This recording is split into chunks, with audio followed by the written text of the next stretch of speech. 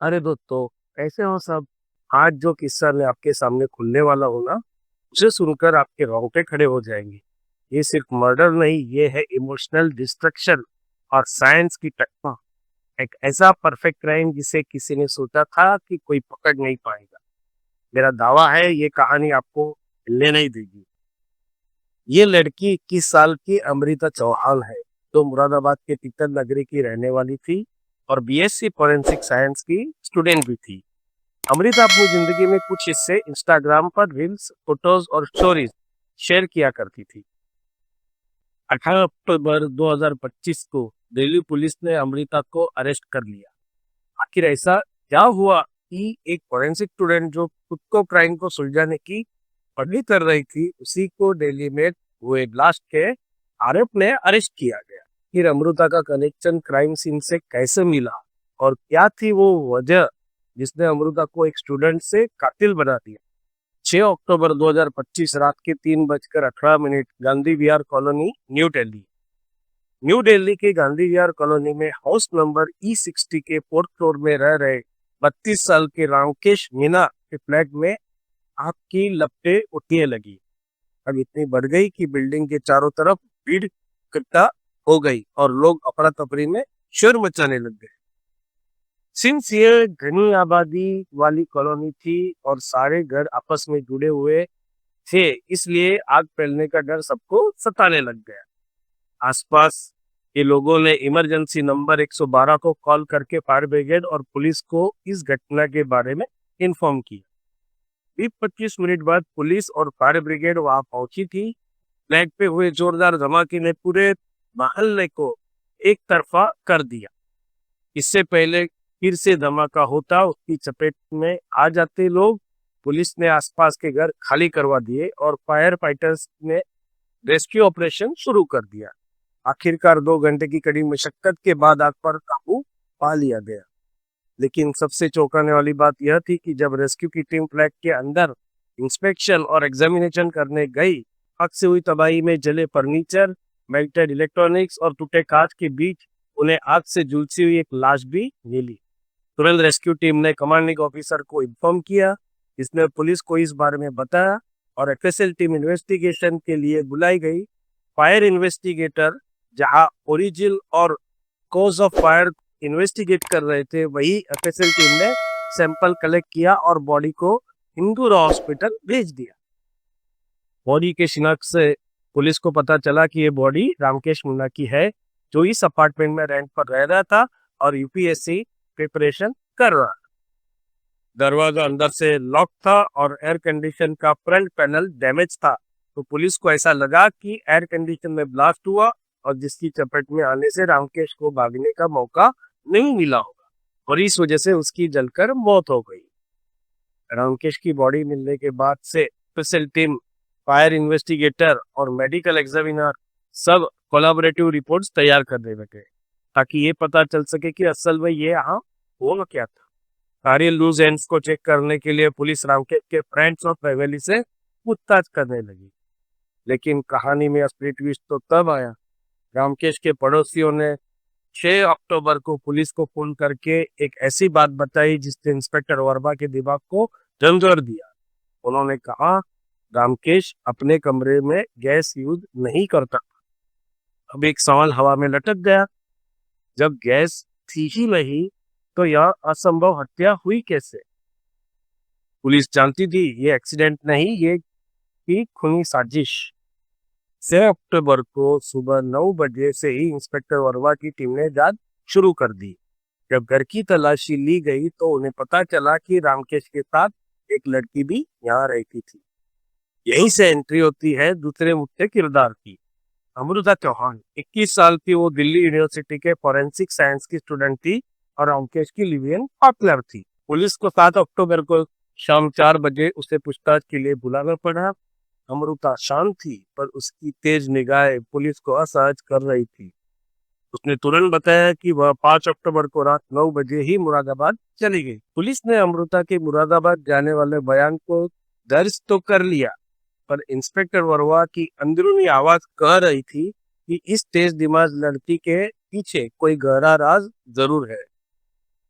उन्हें शक था कि रामकेश और अमृता का रिश्ता प्यार का नहीं बल्कि गुलामी का था और वह गुलामी ही इस हत्या का मकसद थी। दोस्तों, आपको समझना होगा कि अमृता का दर्द कितना गहरा था। ये सिर्फ ब्लैकमेलिंग नहीं, ये जीते जी मार देने वाला मेंटल टॉर्चर था। रामकेश ने धोखे से अमृता की कुछ पर्सनल तस्वीरें अपने पास रख ली थी। पुलिस फाइल टिक टिक कर यह बता रही है कि रामकेश ने पिछले 6 महीनों में अमृता की जिंदगी को धर्म बना दिया था। उसने अपनी पावर का इस्तेमाल करके अमृता को उसकी फॉरेंसिक की पढ़ाई छोड़ने पर मजबूर कर दिया था। वह हर रात धमकाता था कि अगर उसने उसका कहना नहीं माना तो उसकी सारी इज्जत और करियर हमेशा के लिए खत्म कर दिया जाए। अमृता को लगा कि वह राकेश की हार्ड डिस्क की गुलाम बन चुकी है और इस जाल से निकलने का एक ही रास्ता था और वह पल आया 21 सितंबर को रात 9:30 बजे। रामकेश और अमृता के बीच जोरदार तकरार हुई। अमृता ने रोते हुए हाथ जोड़े, प्लीज डिलीट कर दो, पर रामकेश ने हंसते हंसते हार्ड डिस्क को हवा में लहराया और शैतान की तरह चिल्लाया, तुम मेरी मर्जी के बिना सांस भी नहीं ले सकती। उस रात 10 बजे तड़प कर अमृता ने अपने एक्स बॉयफ्रेंड सुमित कश्यप को फोन किया। सुमित जो एलपीजी गैस कंपनी में डिलीवरी बॉय था और अमृता के लिए जन्म की हद तक पॉजिटिव। उन्होंने बदला लेने का प्लान बना लिया क्योंकि उसे लगा यह अमृता को आजाद करने का एकमात्र तरीका है। इंस्पेक्टर वर्मा की टीम 7 अक्टूबर को सुबह 9:30 बजे से जांच में लगी थी। उनका शुरुआती ट्रैक रामकेश के दबंग एटीट्यूड पर था। उन्हें लगा जरूर ये गांव की दुश्मनी का केस होगा। वे 2 दिन तक उस अंधेरे में हाथ पैर मारते रहे पर हाथ कुछ नहीं आया। लेकिन फिर एक धमाका हुआ, फॉरेंसिक का धमाका। 8 अक्टूबर सुबह 11 बजे एसएसएल रिपोर्ट में एक सीक्रेट छिपा था। रामकेश के खून में कार्बन मोनोऑक्साइड CO की मात्रा बहुत कम थी। अब फॉरेंसिक साइंस साफ कहती है दोस्तों, अगर कोई जिंदा जलता है तो CO का लेवल आसमान छू जाता है, लेकिन यह CO कम था, यानी आग लगने से पहले उसका गला घोटा गया था। इस छोटे से साइंटिफिक पॉइंट ने साबित किया कि हत्यारा कोई अनपढ़ नहीं बल्कि साइंस की नॉलेज रखने वाला व्यक्ति था, यानी अमृता। पुलिस को पहला बड़ा क्लू अमृता पर तब लगाया जब उन्हें रामकेश के फोन पर कॉल डिटेल CDR फेंक किया। 16 अक्टूबर शाम 5 बजे पुलिस रिकॉर्ड्स ने अमृता के झूठ को फूंक मारकर उड़ा दिया। उसने कहा था वह मुरादाबाद में थी और उसका फोन 5 अक्टूबर को रात 10 बजे से 6 अक्टूबर सुबह 2 बजे तक राजेंद्र नगर टावर पे एक्टिव था। 9 अक्टूबर को सुबह 10 बजे पुलिस ने एक सहकर्मी रवि पर शक किया।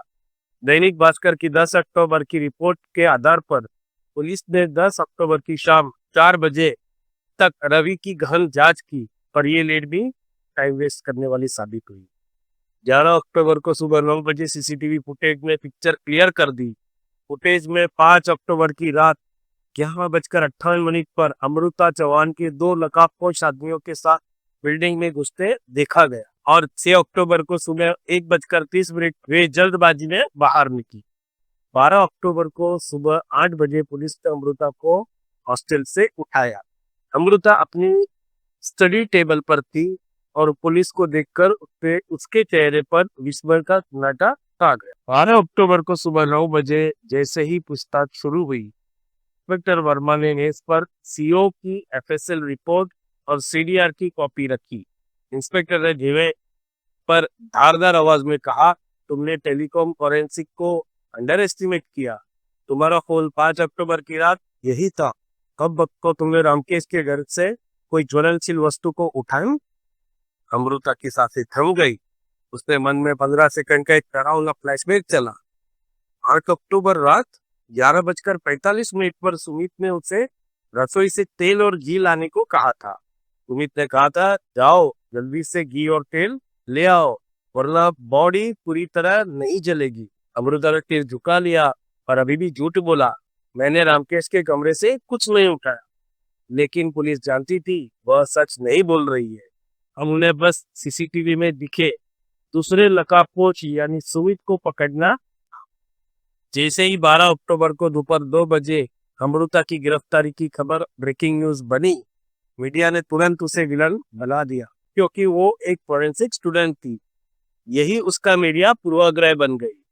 जनता ने उसकी स्पेशलाइज्ड डिग्री को हथियार मान लिया और सारे सबूतों को इग्नोर कर दिया। 2 सनसनीखेज हेडलाइंस आई। 13 अक्टूबर सुबह 9 बजे फोरेंसिक खातरा का धोखा, ज्ञान का इस्तेमाल हत्या में, क्या है परफेक्ट मर्डर की साजिश। दूसरी हेडलाइंस आई 13 अक्टूबर शाम 4 बजे, गरीला प्यार, क्या फोरेंसिक छात्रा ने ब्लैकमेलिंग से आजादी के लिए बिना मौत का जान। पॉलिटिकल प्रेशर बेकाबू हो गया। दिल्ली के बड़े अधिकारियों ने 14 अक्टूबर को सुबह 10 बजे इंस्पेक्टर वर्मा को धमकाया। पुलिस ने सुमित कश्यप को ट्रेस किया और 18 अक्टूबर को सुबह 7 बजे उसे मुरादाबाद से दबोच लिया गया। कोर्ट में 10 दिसंबर को प्रोसिक्यूशन ने अमृता के ब्लैकमेलिंग के मोटिव को आधार बनाकर केस पेश किया। उन्होंने अमृता को ही क्रिम बताया, लेकिन 12 दिसंबर को डिफेंस ने गेम चेंजर पेश किया। वकील ने CO2 की कम मात्रा और सुमित कश्यप के गैस वितरक होने का सबूत पेश किया। वकील ने कोर्ट में साबित किया कि अमृता ब्लैकमेलिंग से तहल थी, पर सुमित का जुनून ही असली वजह थी। वकील ने कहा कि सुमित की वजह से ही उसने गैस सिलेंडर का वाल्व खोलने की टेक्निकल नॉलेज का इस्तेमाल किया। 8 अक्टूबर को पुलिस केस फाइल में दर्ज सुमित के बयान के आधार पर वकील ने तर्क दिया कि सुमित ने ही योजना बनाई थी। कोर्ट में यह साबित हुआ कि रामकेश की हत्या गला घोटकर की गई थी। सुमित कश्यप ही वह व्यक्ति था जिसने अपने टेक्निकल ज्ञान और जुनून के इस्तेमाल करके इस अपराध को अंजाम दिया। अमृता ने फोरेंसिक ज्ञान का इस्तेमाल सबूतों को नष्ट करने और पुलिस को गुमराह करने में किया। अमृता और सुमित दोनों को भारतीय दंड संहिता की धारा 302 और 201 के तहत सजा मिली। ये कहानी जुनून और प्रतिशोध का एक भयानक कॉकटेल थी। इस केस ने यह साबित किया कि क्राइम को छिपाने के लिए साइंस का इस्तेमाल करना खुद क्राइम को अनकवर करने का सबसे बड़ा प्रूफ बन जाता है। ये केस हमें सोचने पर मजबूर करता है, क्या अपराधी को अपने कर्मों का फल मिला या क्या वह भी परिस्थितियों का शिकार था। तो दोस्तों, इस पूरी कहानी का फाइनल टेक अवे यही है कि जो चाहे कितना परफेक्ट हो, साइंटिफिक एविडेंस और लोकेशन डाटा हमेशा सच बोलता है। आपको ये कहानी कैसी लगी डॉक्यूमेंट में जरूर बताना। अगर आपको ऐसी और कॉम्प्लेक्स क्राइम स्टोरीज पसंद है तो चैनल को सब्सक्राइब जरूर कर लेना। मिलते हैं अगले वीडियो में। Take care.